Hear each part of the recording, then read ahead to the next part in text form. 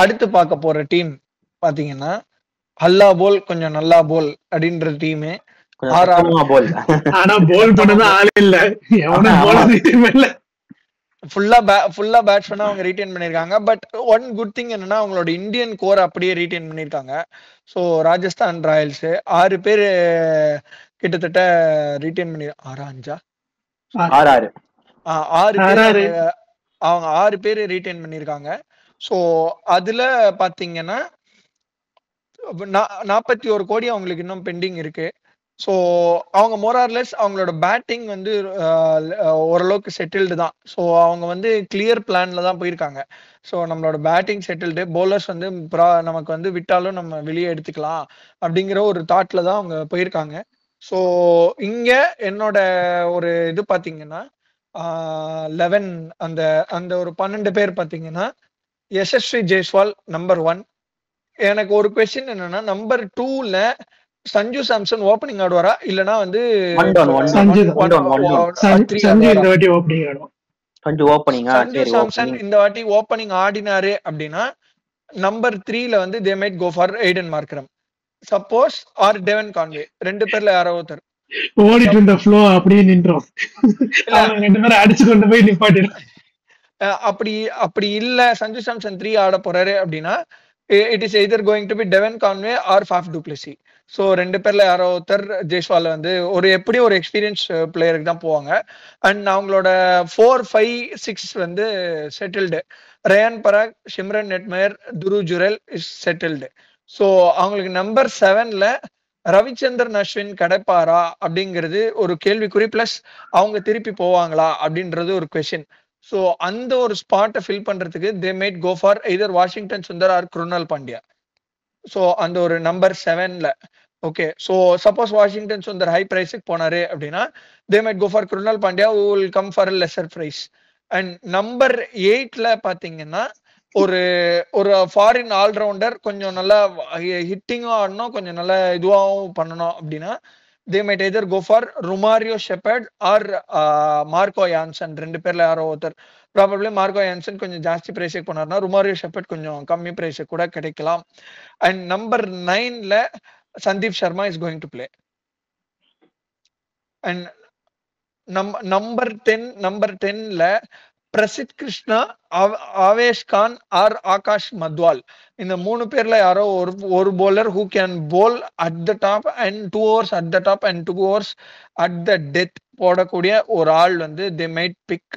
And அவங்களோட number 11 பாத்தீங்கன்னா ஒரு ஜாஷ் ஹேசல்வுட் மாதிரியோ இல்லைன்னா வந்து ஒரு ப்ராபப்ளி ஜாஷ் ஹேசல்வுட்னே இல்ல ஒரு லாக்கி ஃபெர்குசன் மாதிரி ஒரு bowlerக்கு they might go for their number 11. And their number 12 will probably might be ஏன்னா இந்தியன் ஸ்பின்னர்ஸ் கொஞ்சம் லாஸ்ட் டைம் கம்பேர் பண்ணும்போது கொஞ்சம் வீக்கா இருக்கிறதுனால they might go for ஒரு ஆடம் ஜாம்பா மாதிரியான ஒரு ஆள். ஸோ தட் உங்களுக்கு வந்து அந்த லாக்கி ஃபெர்குசன் ஆப்ஷன் வந்து இல்ல எக்ஸசைஸ் பண்ணாம ஆடம் ஜாம்பா அங்க ஆடிட்டு ஒரு இந்தியன் ஃபாஸ்ட் bowler அந்த இடத்துல ஆடலாம். ஸோ இதுதான் என்னுடைய ஒரு 12 பேர். வரதா மணி, நீங்க சொல்லுங்க உங்களுடைய ஒரு இது. என்ல வந்து கொஞ்சம் சேம், ஏன்னா ஆல்ரெடி 6 பேர் ஃபிக்ஸ்டுன்னப்போ 5 பேர் தான் எடுக்கணும். ஸோ பெருசா பெரிய சேஞ்சஸ் எல்லாம் ஒன்றும் கிடையாது எனக்கு தெரிஞ்சு. ஆனா வந்து அவங்க ஆல்ரெடி விட்ட பிளேயர்ஸ்க்கே எனக்கு தெரிஞ்சு பிட் பண்ணுவாங்க. கிடைப்பாங்களா இல்லையான்றது நமக்கு தெரியல, ஆனா கன்ஃபார்ம் பிட் பண்ணுவாங்கன்னு எனக்கு ஏதோ தோணுது. அவங்க விட்ட பிளேயர்ஸ் எல்லாருமே அவங்க வந்து விடணும்னு விடல, அவங்களுக்கு வேற வழி இல்ல. அதனால வந்து அவங்க 5 பேர் தான் 6 பேர் தான் ரீட்டைன் பண்ண முடியும்ன்றனால விட்டாங்க. பிளஸ் அவங்க விட்ட பிளேயர்ஸ் எல்லாருமே ஆல்மோஸ்ட் மார்க்கி. ட்ரெண்ட் போல்ட், ஜார்ஜ் பட்லர், ரவிச்சந்திரன் அஸ்வின், யுஸ்வேந்திர சஹல், சோ எல்லாருமே மார்க்கி. சோ அதனால வந்து ரொம்ப கஷ்டம் அவங்க கிடைக்கிறது. பிட் பண்ணுவாங்க ஆனா கிடைப்பாங்களான்றது கிடைக்காதுல்ல. ஓப்பனிங் வந்து ஜெய்ஸ்வால், அதுல எந்த டவுட்மே கிடையாது. ஜெய்ஸ்வால் இந்த அதே மாதிரி சாம்சன் வந்து ஓப்பனிங் ஆடுவார். ஏன்னா சவுத் ஆப்பிரிக்காவோட போட்டு பெல்டர் பண்ணி விட்டார் அந்த வாட்டி. அதனால சாம்சன் வந்து number 2 plus wicket keeper. So அங்கேயும் உனக்கு விக்கெட் கீப்பர் ஆப்ஷனும் முடிஞ்சது. துரு ஜுரேலும் உனக்கு விக்கெட் கீப்பர் தான்ல. ஸோ அதனால உங்களுக்கு 2 விக்கெட் கீப்பர் ஸ்டார்டிங் போவானா ஒரு நல்ல விஷயம். ஸோ நம்பர் 3 வந்து நான் என்ன எக்ஸ்பெக்ட் பண்றேன்னா ஒரு ஹார்ட் ஹிட்டிங் ஏதாவது ஒரு ஃபாரினர் யாராவது ஒருத்தர் போவாங்கன்னு நான் ஃபீல் பண்றேன். ஏதாவது கண்ணா அப்படின்னு அடிக்காம தெரியும். மிச்சல் மார்ஷ் வந்து இங்க நல்லா ஆடுவார். ஏன்னா ராஜஸ்தான்ல வந்து நல்லா பாட்டா மாதிரி இருக்கும் விக்கெட்டு. ஒரு மிச்சல் மார்ஷ் மாதிரி ஒரு பிளேயர் கிடைச்சா நல்லா இருக்கும் இந்த இடத்துல. So Mitchell Marsh maybe Mitchell Marsh இல்ல சிமிலர் கைண்ட் ஆஃப் ரோல். நீங்க ஃபேஃப் டுப்ளசி கூட எடுக்கலாம், நல்ல ப்ராபபிலிட்டி. ஆனா ஃபேஃப் வந்து ஓப்பனிங் தான் வந்து ஃபேஃபோட ஒரு பெரிய இதுன்னு நினைக்கிறேன் நானு. ஃபேஃப் ஆடினார்னா அவங்க probably Samson should play at 3. Maybe yes. Maybe third வந்து மிச்சல் மார்ஷ்மே ஒரு பிளேயர் தான் நம்பர் 3 கரெக்டா இருப்பாரு. ஆனா அது வந்தோடனே அடிக்கிற மாதிரி. அப்புறம் வந்து நம்பர் 4, 5, 6 சார்ட்டட் ரியான் பராக், ஜோஜுரல், ஹெட்மேயர் அது ஃபிக்ஸ்டு. ஸோ நம்பர் 7 வந்து நான் என்ன எதிர்பார்க்குறேன்னா ஒரு எனக்கு தெரிஞ்சு 7 வந்து ஆஷனாக்கே திருப்பி போவாங்கன்னு தான் நான் எக்ஸ்பெக்ட் பண்றேன். ஏன்னா ஆஷன்னா வந்து எனக்கு தெரிஞ்சு ஆஷனா வந்து ஒரு 10 கோடிக்கெல்லாம் போக மாட்டாரு, அவ்வளோ டச் பண்ண மாட்டாரு எனக்கு தெரிஞ்சு. மேபி ஒரு ஒரு ஒரு 5 to 8 crores மேக்ஸிமம், அது தெரிஞ்சு அதுக்கு மேல போக மாட்டாருன்னு நான் நினைக்கிறேன். அப்படி 5 to 8 crores கிடைச்சதுன்னா பரவாயில்ல. ஏன்னா ஆஷ் வந்து பேட்டிங் ஆடுவாப்புல, அதனால வந்து உனக்கு பெரிய ஆறு அட்வான்டேஜ் தான். ஒரு இந்தியன் ஸ்பின்னர் கிடைச்சா, அதுவும் எக்கனாமிக்கல் பவுலர் வேற, ரன் கொடுக்க மாட்டாப்புல, அதனால வந்து கொஞ்சம் எக்கனாமிக்கல் பவுலர் தான். ஸோ 7ல வந்து நான் ஒரு ஒரு 3 ஆப்ஷன் வச்சிருக்கேன். ஒன்று வந்து ஆஷன்னா, இன்னொன்று வந்து மயங்க் மார்க்கண்டே மாதிரி ஒரு பவுலர், ஒரு ஆக்சுவலி இந்தியன் ஸ்பின்னர் அந்த இடத்துல. இல்லைன்னா வந்து இப்போ ஆஷன்னா கிடைக்கல அப்படின்னா ஒரு ஃபாரின் ஸ்பின்னிங் ஆல்ரவுண்டர் அசரங்கா மாதிரி, வனிது அஜரங்கா மாதிரி ஒரு பவுலர் கிடைச்சா நல்லா இருக்கும் அந்த இடத்துல. அப்படி வந்து நம்பர் 7. நம்பர் 8 வந்து ஒரு இந்தியன் பவுலர் வந்து எனக்கு தெரிஞ்சு சிராஜ் மேபி போவாங்க. சிராஜ் கிடைக்கலன்னா அவேஷ் கான், இல்லைன்னா வந்து மத்வால், இல்லைன்னா வந்து நட்ராஜன் கூட ப்ராபபிலிட்டி இருக்கு. ஏன்னா பிட்டானா யார் என்ன பண்ண போடுவான், துண்டு விரிப்பான், கிடைச்சா நல்லது, அது மாதிரி பாசிபிலிட்டி. ஸோ நம்பர் 8 வந்து இதுல ஏதாவது ஒரு பிளேயர். ஸோ நம்பர் 9 வந்து நம்பர் 9, 10, 11 மூணுமே ஃபாஸ்ட் பவுலர்ஸ். எனக்கு தெரிஞ்சு ட்ரெண்ட் போலுக்கு கன்ஃபார்மா பிட் போடுவாங்க. ஏன்னா பாரு, கன்ஃபார்மா ட்ரெண்ட் போலுக்கு பிட் பண்ணுவாங்க. கிடைப்பாரா தெரியல, ஏன்னா அது வந்து எந்த மார்க்கி செட் முன்னாடி வருதுன்றத பொறுத்து இருக்கு. ஸோ ஆஷனா முன்னாடி வந்துட்டாரு, போல்ட் பின்னாடி வந்துட்டாரு அப்படின்னு மாறி மாதிரி ஏதாவது ஆஷனா தான் ஃபர்ஸ்ட் வருவாருன்னு நினைக்கிறேன். ஆஷனா தான் மார்க்கில ஃபர்ஸ்ட் வருவாரு. ஸோ அது எப்படி போகுதுன்னு பார்க்கலாம். ஸோ போல்ட் இல்லைன்னா வந்து ஒரு நாத்தன் எல்லிஸ், இல்லைன்னா வந்து ஒரு ஷமார் ஜோசப், இல்லைன்னா ஒரு இந்தியன் பவுலர் சேட்டன் சக்காரியா மாதிரி ஒரு பவுலர் கூட போகலாம், வாய்ப்பு இருக்கு. அந்த மாதிரி ஒரு பவுலர் யாராவது ஒரு 4 பேர்ல ஏதாவது ஒரு 2 பேர் இல்ல ஒருத்தர் கிடைச்சா கூட 9 and 10 சார்ட்டட். ஸோ 11 வந்து சந்தீப் சர்மா, அதுல எந்த டவுட்டுமே கிடையாது. 11 சந்தீப் சர்மா. 12 வந்து ஒரு ஸ்பின்னர் வேணும் அப்படின்னு, ஒரு ஃபாரின் ஸ்பின்னர் வேணும் அப்படின்னா ஒன்னு I think they'll go for Mujib மாதிரி ஒரு பவுலர், இல்லைன்னா வந்து நூர் அகமத் மாதிரி ஒரு பவுலர். அது மாதிரி ஏன்னா நூர் அகமது வந்து ஜிடி போக மாட்டாங்கன்னு நினைக்கிறேன். ஜிடி தானே நூர் அகமது, ஏன்னா ஷமி ஆல்ரெடி அங்க ரிட்டென்ஷன் எடுத்தாரா, நூர் அகமத் கிடைப்பாரு. ஸோ நூர் அகமதுக்கு வேணா போக பாசிபிலிட்டி இருக்கு. இப்படி இல்லைன்னா வந்து ஒரு ஃபாரின் பேசர் வேணும் அப்படின்னா ஆண்டிஸ் நாக்கே மாதிரி ஒரு பவுலர், நல்லா எக்ஸ்பிரஸ் பேஸ்ல போடுற மாதிரி ஒரு பவுலர், இல்லைன்னா ஜெரால் கோச்சி கூட இங்க வாங்கி போடலாம், ஏன்னா நல்ல பேஸ் இருக்கும். ஸோ இதுதான் என்னோட ப்ராபபிள் 12. ஸோ மணி நீங்க சொல்லுங்க உங்களோட 12. 12 இல்ல, இவங்க 6 எடுத்துட்டாங்க, இன்னும் 5 பேர் தான். 6 பேரை சொல்லுங்க.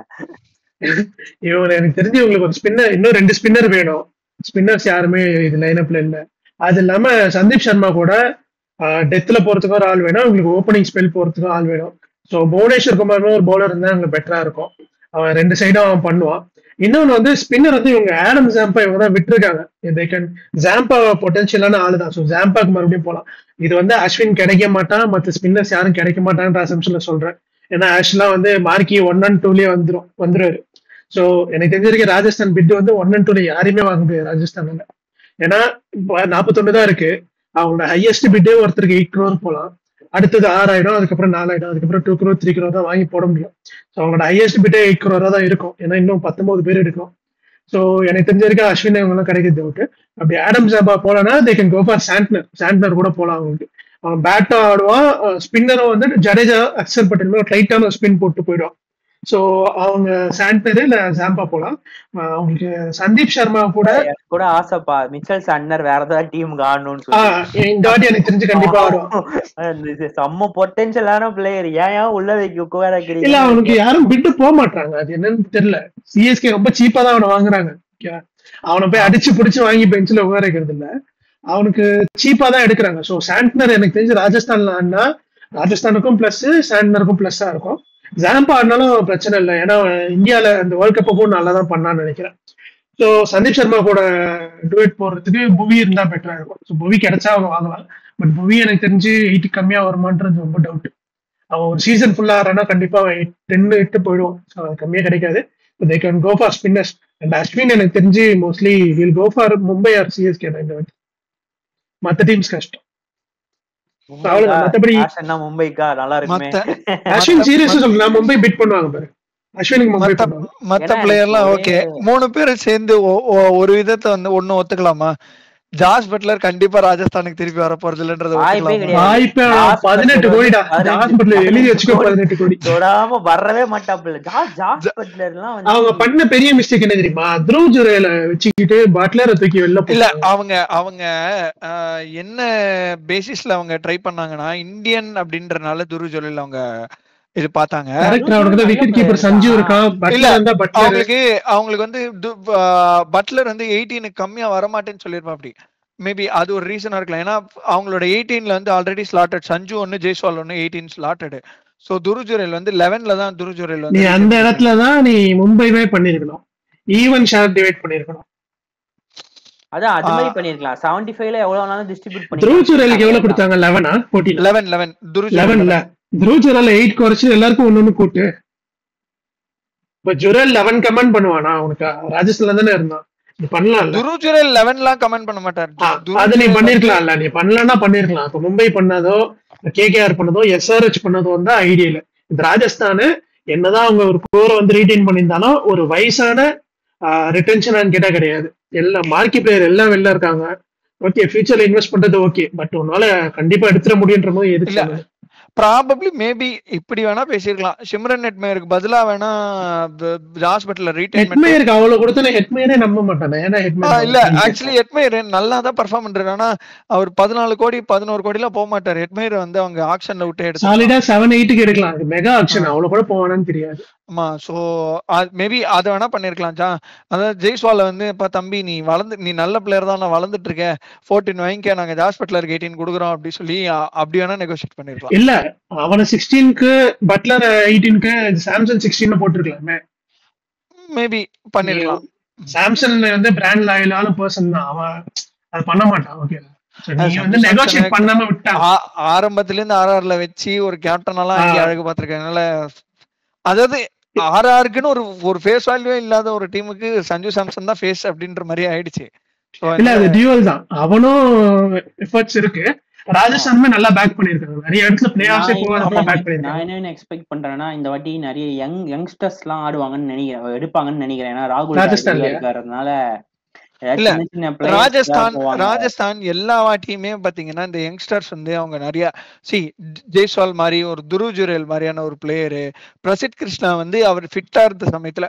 நான் ஏன் பிரசித் கிருஷ்ணா சொன்னேன்னா இந்த ராகுல் டிராவிட் ஃபேக்டர்ல தான் சொன்னேன். சோ பாத்தீங்கன்னா ராகுல் டிராவிட் வந்து எடுக்க மாட்டாங்களா? இல்ல, பிரசித் கிருஷ்ணா, வாஷிங்டன் சுந்தர், இந்த மாதிரியான பிளேயர்ஸ் எல்லாம் ராகுல் டிராவிடுக்கு வந்து ரொம்ப அவர் அண்டர் 19 கோச்சா இருந்தப்போ அவர் நர்ச்சர் பண்ண டேலண்ட்ஸ் எல்லாம் அவருக்கு தெரியும். அந்த நேச்சுரல் டேலண்ட்ஸ் இவங்க எல்லாம் இருக்காங்க அப்படின்றது தெரியும். So probably he might go for them. அந்த ஒரு ரீசன்ல தான் நான் வந்து பிரசித் கிருஷ்ணா அண்ட் வாஷிங்டன் சுந்தர் சொன்னேன். அண்ட் மேபி சேல் கண்டிப்பா வரமாட்டாரா? Any idea? ரொம்ப கஷ்டம். ஐபிஎல் 8 crores போக மாட்டான். ஹையஸ்ட் விக்கெட் டேக்கர்ல ஐபிஎல்ல 22 பர்பிள் கேப் ஹோல்டர்ல ஐபிஎல் கிடையாது. 10 கோடி கம்மியா சகல். சோ இவங்களோட ஹையஸ்ட் லாட்டே 8 தான். போவே முடியாது. சேல் இல்லனா ராகுல் சேர் மேபி. ஏனா அவர் கொஞ்சம் பின்னாடி தான் வருவாரு. வாய்ப்பு சகர்லாம் வாய்ப்பு இருக்கு. ராகுல் சகர், தீபக் சகர், எல்லா சகரும் வாய்ப்பு. இல்ல தீபக் சேர்ல போனா சொந்த ஊரு ஹாஸ்பிடல்ல தெரிஞ்ச ஹாஸ்பிடலா இருக்கும்.